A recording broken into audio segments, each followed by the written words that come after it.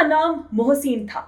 1996 batch के Karnataka cadre का IAS officer 2019 के चुनाव में ड्यूटी लगी थी। ओडिशा के संबलपुर में चुनाव पर्यवेक्षक के तौर पर तैनाती थी और उसने तय किया कि वो नरेंद्र मोदी के हेलीकॉप्टर को चेक करेगा, क्योंकि ये काम था उसका। चेकिंग में सवाल होते हैं, हेलीकॉप्टर में कहीं कुछ लाया ले जाया तो नहीं जा रहा है जो चुनाव को प्रभावित करता हो, लेकिन सवाल करने के लिए साहस चाहिए और मोहसिन में ये साहस था। उसने नरेंद्र मोदी का हेलीकॉप्टर रुकवा दिया। चेकिंग हुई और नरेंद्र मोदी को ये बुरा लगा। आखिर नरेंद्र मोदी के हेलीकॉप्टर को चेक करने की हिम्मत कैसे हुई? लेकिन ये ड्यूटी थी और आईएएस ऑफिसर मोहसिन ने अपनी ड्यूटी निभाई। अगले ही दिन मोहसिन को निलंबित कर दिया गया।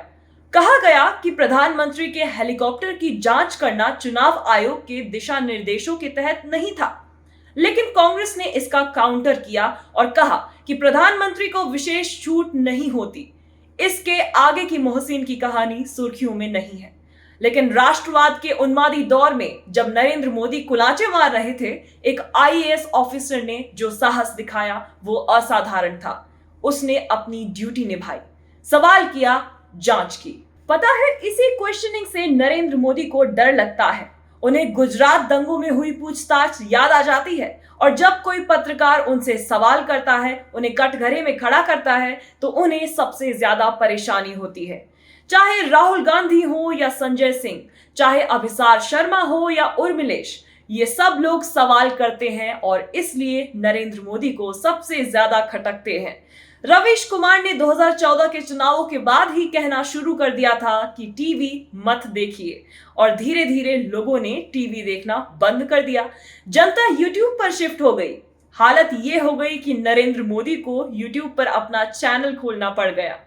ये रवीश कुमार की जीत थी, जिनके सवालों से परेशान नरेंद्र मोदी को राहत देने के लिए गौतम अडानी को एनडीटीवी खरीदना पड़ा। रवीश कुमार यूट्यूब पर आ गए, लेकिन उनसे पहले अभिसार शर्मा, पुण्य प्रसून, अजीत अंजुम, साक्षी जोशी, उर्मिलेश, सत्य हिंदी पर आशुतोष, श्रवण गर्ग, मुकेश कुमार, डीबी लाइव, प्रशांत टंडन और न जाने कितने पत्रकार यूट्यूब पर नरेंद्र मोदी से सवाल पूछ रहे थे। यूट्यूब एक मंच बनकर उभरा तो जनता भी उधर गई और गोदी मीडिया की क्रेडिबिलिटी को बड़ा झटका लगा। जनता ने टीवी देखना बंद कर दिया और नरेंद्र मोदी यूट्यूब पर आ गए। ये उन पत्रकारों की जीत थी जिनके सवालों से परेशान होकर नरेंद्र मोदी उनकी नौकरी खा गए थे। इन पत्रकारों ने सिर्फ अपनी ड्यूटी निभाई, अपना काम किया, सवाल करने का, वही काम जो आईएएस ऑफिसर मोहसिन ने किया था। लेकिन हम लोग बतौर नागरिक अपना काम भूल गए हैं। देश का नौकरी पेशा वर्ग, चाहे वो प्राइवेट नौकरी कर रहा हो या सरकारी, अपनी ड्यूटी भूल गया है। मोहसिन चाहते तो इग्नोर कर सकते थे, लेकिन आखिर क्या था कि उन्हें लगा कि नहीं, प्रधानमंत्री नरेंद्र मोदी का हेलीकॉप्टर चेक करना चाहिए। क्या उन्हें अपनी नौकरी का डर नहीं था? क्या वे नहीं जानते थे कि उन्हें निलंबित किया जा सकता है? नहीं, वे सब जानते थे, लेकिन जब लगा कि चेक करना चाहिए तो किया। सवाल यह है कि क्या संवैधानिक संस्थाओं में बैठे ऑफिसर अपनी ड्यूटी निभा रहे हैं? क्या बतौर नागरिक हम अपनी ड्यूटी निभा रहे हैं? अगर 4 पत्रकार बोलने वाले हैं और नरेंद्र मोदी उन्हें जेल में डाल देते हैं, तो उनकी जगह कौन बोलेगा? क्या नागरिकों में इतना साहस बचा है? क्या वे ईएमआई की टेंशन से निकल पाने का साहस रखते हैं? वे कब तक नौकरी के नाम नफरत को खाद पानी देते रहेंगे?